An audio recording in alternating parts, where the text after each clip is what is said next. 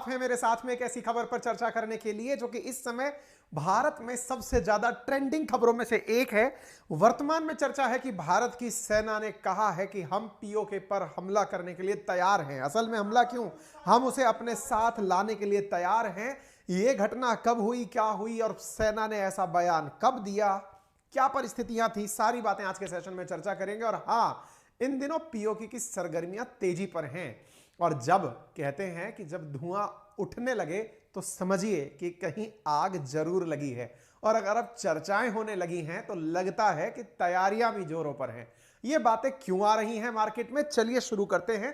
पूरा वाकया आपके साथ साझा करते हैं। खबरों को कुछ इस प्रकार से गौर करें कि will carry out any order by government. हम सरकार के आदेश की प्रतीक्षा में बैठे हैं, यानी सेना ने भरी है हुंकार। अब केवल आदेश का है इंतजार कि अब आदेश करिए साहब, तैयार हैं हम। बोले अभी जाके तैयार हुए हो क्या? बोले समझ लो कि अब आपने अपनी तैयारियां पूरी कर ली हैं। जो कानूनी दावपेच करने थे वो पूरे हो गए। दुनिया को नाप लिया है अपने। हम समझ चुके हैं किसको क्या संभव है, कौन क्या कर सकता है। 370 हटा के देख लिया हमने। उसके बाद सबकी ताकत भी देख ली हमने। युद्ध के दौरान रशिया यूक्रेन केवल दुनिया के दो देशों का युद्ध नहीं था। बहुत से लोगों को बहुत कुछ समझ में आया। यह भी समझ में आया कि इमरान खान बैठकर पाकिस्तान में कैसे भारत के मुरीद हो रखे हैं। और तो और आजकल आए दिन बयान दे रहे हैं कि भारत से दोस्ती तो कर लें हम, लेकिन करें क्या, ये सरकार ही ऐसी है। ये सब बातें आज के सेशन में काम की हैं, क्योंकि सेना जब ये बयान देती है, देखिए सेना कोई स्पोक पर्सन तो है नहीं, या फिर सेना किसी राजनीतिक पार्टी के लिए तो काम कर नहीं रही, क्योंकि अल्टीमेटली तो उसे राष्ट्र की ही बात करनी है। वो कोई सरकारी लोग है ना भाई, आप जैसा सवाल पूछेंगे वो तैयारी में अपना जवाब देंगे। सरकारी लोगों से पूछा गया कि बताइए सर क्या तैयारी, बोले एनी टाइम ऑर्डर के लिए तैयार है, बस ऑर्डर दीजिए, सरकार का आदेश और उधर कार्रवाई शुरू। अब ये बात क्यों हुई, आइए हम आपको थोड़ा डिटेल में लेकर बताते हैं, क्योंकि कई तरह के इसमें न्यूज अभी मार्केट में जो है ना वो असली न्यूज नहीं है। असली न्यूज क्या है, जो कोशिश की हमने तलाशने की, वो कहां से मिली हम बताते हैं। असल में बात क्या थी कि 21 तारीख यानी 21 नवंबर 1948 को भारत ने ऑपरेशन इजी नाम से एक ऑपरेशन चलाया था। ध्यान से सुनिएगा इस बात को, क्योंकि बहुत सारी जगह ये नहीं मिल रहा है, इसलिए मैं आपसे बता रहा हूं। और उस ऑपरेशन के अंदर भारत ने जम्मू कश्मीर का एक जिला, कौन सा जिला, उस जिले का नाम है पुंछ। ये आपको यहां पर दिखाई दे जाएगा। शायद मैं इसे जूम कर पाऊं, नहीं कर पा रहा, कोई बात नहीं। ये देखिए, शायद देखिए अब शायद दिखाई पड़ जाए। पुंछ नाम से यहां पर आपको एक जिला दिख रहा है, ठीक है। ये जो जिला है ना, इसे इंडिया में शामिल किया गया था, या फिर ये समझिए कि शामिल तो जम्मू कश्मीर हो गया था, लेकिन इसके अंदर यहां से पाकिस्तान ने अपने कबीले घुसा दिए थे। उन कबीलों को वापस भगाया था भारतीय सेना ने, और जो हमारा जम्मू कश्मीर है उसमें इस पुंछ को बचा लिया था। क्यों ऐसा बोल रहा हूं बचा लिया था? असल में आपको मालूम है ना कि कश्मीर के जिन जिन क्षेत्रों के ऊपर पाकिस्तान ने अपने कबीले भेजे थे, उन कबीले वाले क्षेत्रों पर वर्तमान में पाकिस्तान ऑक्यूपाइड कश्मीर कहा जाता है। क्योंकि पाकिस्तान की सेना खुद तो आ नहीं पाई। क्यों नहीं आ पाई? फिर तो वो युद्ध का आह्वान हो जाता, भारतीय सेना अटैक कर देती। लेकिन उन्होंने कबीलों की भेष में अपनी सेना को भेजा कि लोग ही हैं जो अंदर एंट्री कर गए हैं। इस वजह से वो नेहरू जी हमारे यूएन चले गए और शांति प्रस्ताव आ गया, जिसके पास जो है उस पर वो कंटिन्यू करे। और तब से लेकर के आज तक एक हिस्सा भारत का पाकिस्तान के पास है, जिसे आप पाकिस्तान ऑक्यूपाइड कश्मीर के नाम से जानते हैं। तो जो पुंछ है ना, ये पीओके में जाने से बच गया था क्योंकि भारतीय सेना यहां पर तुरंत पहुंच गई थी। और उस तुरंत पहुंचने के दिन को लिंक अप डे के रूप में सेलिब्रेट किया जाता है। क्लियर है? तो अब आपको इस स्थिति से यह समझ में आ जाना चाहिए कि कितना सेंसिटिव दिन था।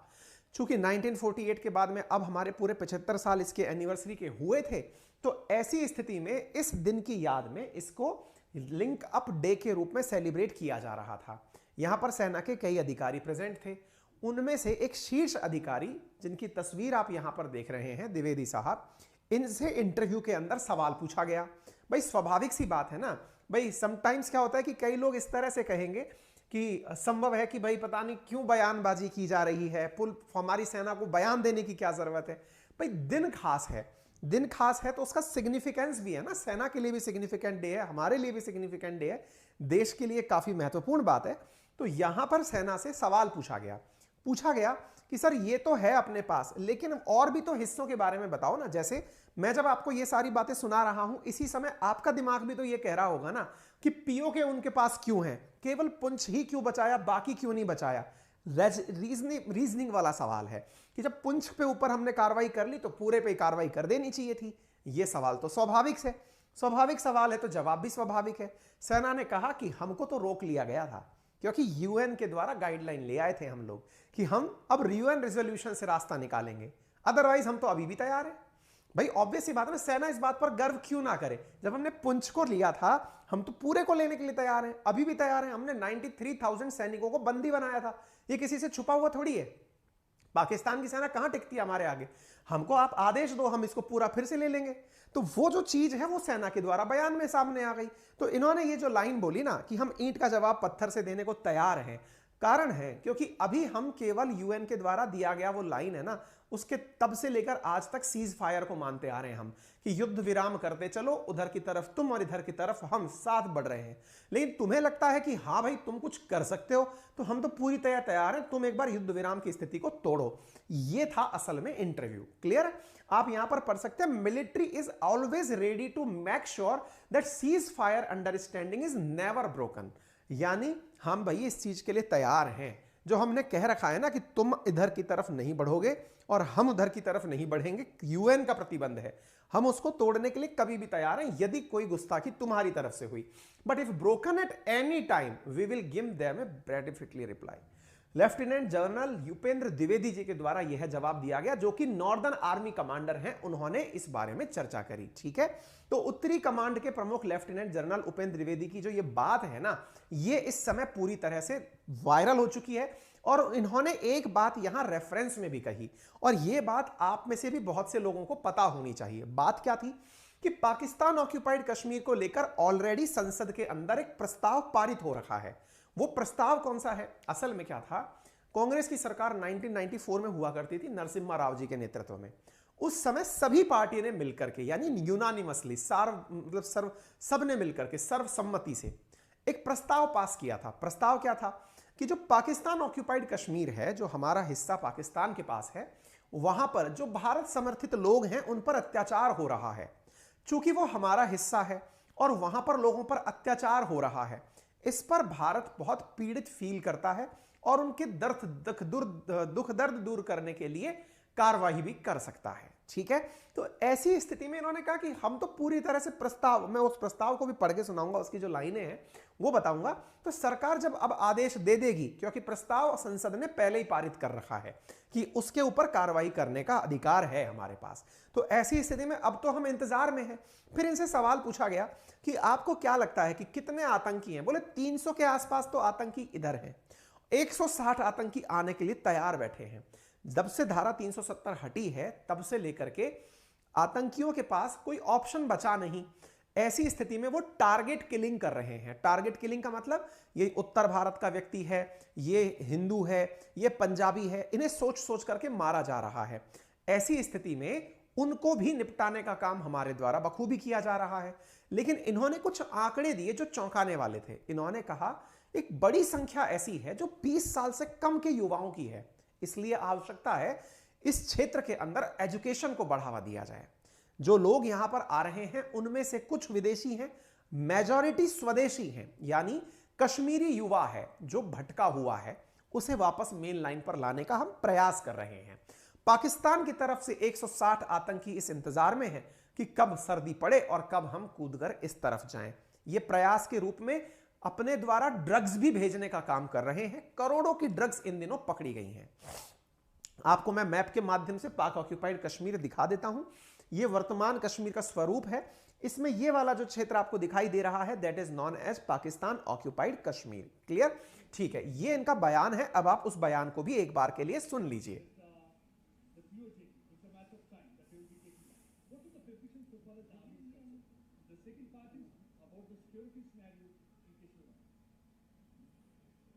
Raksha Mantri gave the statement about the POJK.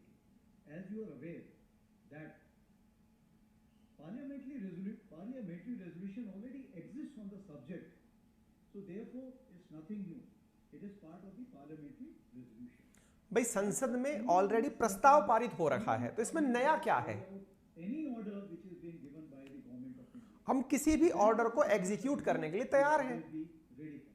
Obvious सी बात है ना भाई। आप अब इसमें ना मसाला कहां से आता है वो भी मैं बता देता हूं। रिसेंटली क्या हुआ कि नवंबर के शुरुआती दिनों में हिमाचल के अंदर चुनाव प्रचार के लिए गए हुए थे राजनाथ सिंह जी। मतलब बात शुरू कहां से हुई, मतलब अचानक पत्रकार ने भी क्यों पूछ लिया, इसके पीछे की कहानी कहां से आई तो मैं बताता हूं। हिमाचल में चुनाव है, गुजरात में चुनाव है। कुछ लोग कहेंगे कि चुनाव है इसलिए ये बातें चल रही हैं, लेकिन हम ये कहेंगे कि देश में चुनाव कब नहीं होते हैं, हर दिन चुनाव हो रखे हैं। मतलब हर साल चुनाव है, आप देख लीजिए, है ना। अभी यहाँ पे हैं लास्ट ईयर जो थे अपने उत्तर प्रदेश के थे, उससे अगली साल हमारे राजस्थान के चुनाव हो जाएंगे, फिर 1-2 साल निकल के, मतलब हर समय चुनाव रहते हैं देश के अंदर। ये कोई चुनावी माइलेज का सवाल नहीं था। क्यों?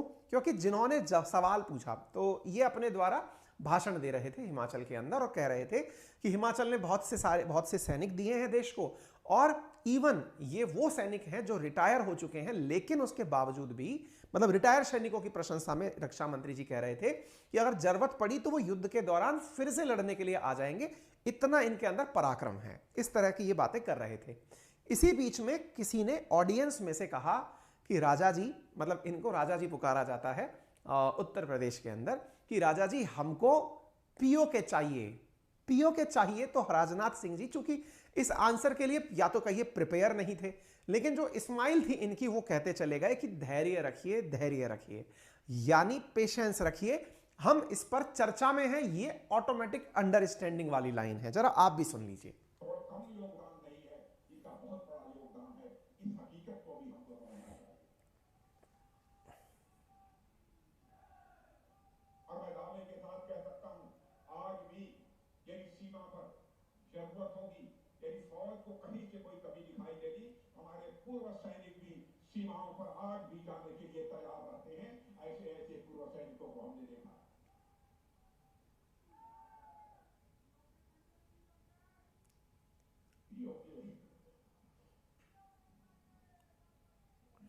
ऑडियंस में से आवाज आ रही है पीओके, और जब ऑडियंस में से आवाज आई तो धैर्य रखिए। यह बात क्यों बोली गई?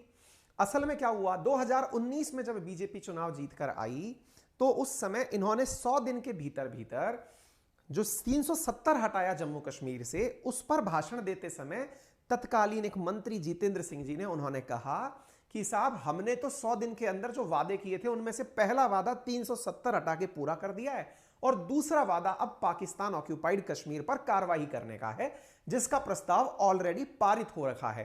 तो भाई आपने 2019 में प्रॉमिस किया था, आपका 22 आ चुका है, 24 में फिर चुनाव आ जाएंगे, तो पीओके पर कब बात करेंगे? तो जनता ने जवाबदेही तय करते हुए, क्योंकि मैं आपको वो वाला बयान भी दिखाऊंगा जितेंद्र सिंह जी वाला, तो इनका जवाब सुन ही लिया। जितेंद्र सिंह जी वाला बयान भी मैं लेकर आया हूं, थोड़ा सा आगे है, फिर भी मैं पहले सुनाना चाहूंगा क्योंकि वो इससे रिलेटेड है असल में, है ना। तो आप इधर देख सकते हैं, यूनियन मिनिस्टर जितेंद्र सिंह जी ने कहा कि ये बयान कब का है, मैं इसी समय बता रहा हूं इसको, 2019 का है, शुरुआती 100 दिन का है, जब 370 हटा था 5 अगस्त की बात है ना। तो इन्होंने कहा कि भाई हमने तो अपना काम कर दिया, हमने कहा था आपसे कि हम ऐसा करेंगे तो हमने किया।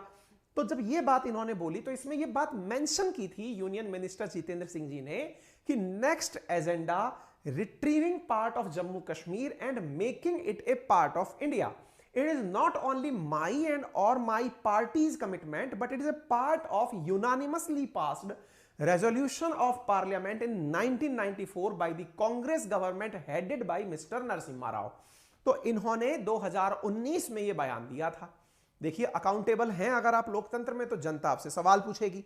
2019 की बात आप अब तक पूरी नहीं कर पाए हैं, इसलिए जब नेताजी चुनाव प्रचार में गए तो जनता ने कहा पीओके के बारे में क्या कहेंगे। पीओके के बारे में धैर्य रखने की बात राजनाथ सिंह जी ने कही, लेकिन जब सेना के अधिकारी से आपने यह सवाल पूछ लिया पत्रकार ने, तो उन्होंने कहा साहब हम तो आदेश की प्रतीक्षा में हैं, आप आदेश दीजिए, अभी हम कार्रवाई शुरू कर दें, हम तो पूरी तरह तैयार हैं। तो ये जो तैयारी वाली न्यूज है ना, ये इस तरह से मार्केट में निकल करके आई है, ठीक है ना। बाकी जो स्टोरी है आपको जो पता होनी चाहिए कि जम्मू कश्मीर का हिस्सा पीओके बना कैसे था, तो ये 1947 की बात है। उस समय पाकिस्तान को यह बर्दाश्त नहीं था कि जो पाकिस्तान जम्मू कश्मीर के जो राजा हैं वो भारत में विलय करें, तो उस विलय के विरोध में उन्होंने कबीलों को अंदर भेज दिया। ये स्टोरी हम कई बार बता चुके हैं, इसलिए ब्रीफली डिस्कस कर रहे हैं। तो जब अंदर भेज दिया तो वो कुछ हिस्से के ऊपर, जो हिस्सा भारत का था जम्मू कश्मीर का, उसके ऊपर उनके कबीलों ने कब्जा कर लिया। देश के प्रधानमंत्री यूएन के पास चले गए कि देखिए साहब, आप दखल दीजिए इस मामले में, हम ताजा ताजा अभी तो आजाद हुए हैं, हम झगड़े में नहीं पड़ना चाहते, यूएन में हमारा विश्वास है। यूएन ने कहा कि अब यहां पर हम एक तीसरा पेंच लगा देते हैं कि यहां पर हम जनमत संग्रह कराएंगे। जनमत संग्रह कराएंगे, तब से वो बात जनमत संग्रह पर अटकी पड़ी है। भारत कहता है पहले कबीले तो हटाओ फिर कराना, फिर वो जनमत संग्रह वाली बात भी फुस हो गई, क्योंकि कबीले हटे नहीं, कभी वो कब्जा वाली क्षेत्र उनके पास ही रहे अभी तक। ऐसी स्थिति में फिर भारत ने 1994 में कहा कि यार ये सब चलेगा नहीं ज्यादा दिन तक। फिर 1994 में हम एक प्रस्ताव ही पारित कर दिए, रेजोल्यूशन, कि our country is watching and feeling the pain of citizen of PoK, where Pakistan is unleashing torture and harassment. Very soon there will be a rebellion in the POK by the citizens against the atrocities. Our country is committed to implementing the resolution passed in the parliament about retrieving Kashmir under Pakistan, occupation of Pakistan. ठीक है, तो ये सब बातें 1994 के प्रस्ताव के अंदर लिखी गई थी, और हमने ये कहा था कि उस क्षेत्र के अंदर जिस तरह से पाकिस्तान भारत के पक्ष चाहने वाले लोगों पर कहर बरपा रहा है, उनके खिलाफ हम जाकर के कभी युद्ध करेंगे। तो ये सब बातें तब से निकल करके चली आ रही हैं। फिलहाल के लिए सेना ने इस पर जोर दे दिया है। एक पत्रकार है, कॉलमिस्ट है तारिक फतेह, उन्होंने तो इस बात को ट्वीट करके पाकिस्तानियों को ही चेता दिया है, क्योंकि ये पाकिस्तान से ही है। इन्होंने कहा भाई संभल जाओ, क्योंकि इंडिया तैयारी कर रहा है। इधर इमरान खान कहते हैं कि इंडिया के साथ हम चाहते तो हैं, लेकिन जब तक भारत में बीजेपी का शासन है हम इनके साथ दोस्ती नहीं करना चाहते। तुम तारीफ फिर हमारी क्यों करते हो भाई? ठीक है, ये अंग्रेजी अखबार है द टेलीग्राफ, उसको अपना इंटरव्यू दिए थे, उसके अंदर ये बात निकल कर आई है। फिलहाल के लिए आपको ये सारी बातें समझ में आ गई हो तो सेशन को अपने सभी साथियों से जरूर शेयर करिएगा। चैनल पर नए हैं तो सब्सक्राइब कर लीजिएगा। और आप लोगों को इसी खुशी में एक बेहतरीन ऑफर मैं आपको याद दिला रहा हूं। हमारी एसएससी कैटेगरी अनअकैडमी के अंदर आप लोगों को एसएससी कैटेगरी में 20% ऑफ के साथ 24 मंथ का सब्सक्रिप्शन 6,479 रुपए का दिया जा रहा है, जिस सब्सक्रिप्शन के माध्यम से आप 22 से 25 तारीख के बीच में अंकित 10 रेफरल कोड यूज करके 20% डिस्काउंट के साथ मैथ्स, रीजनिंग, इंग्लिश और जीके, ये चारों के चारों कोर्सेज प्राप्त कर सकते हैं बहुत ही नॉमिनल दाम के अंदर। यानी मतलब यार इससे ज्यादा नॉमिनल क्या ही होगा, इतने बेहतरीन कोर्सेज आपको यहां पर उपलब्ध हो जाएंगे। फिलहाल के लिए इतना ही, अपना ख्याल रखें, धन्यवाद।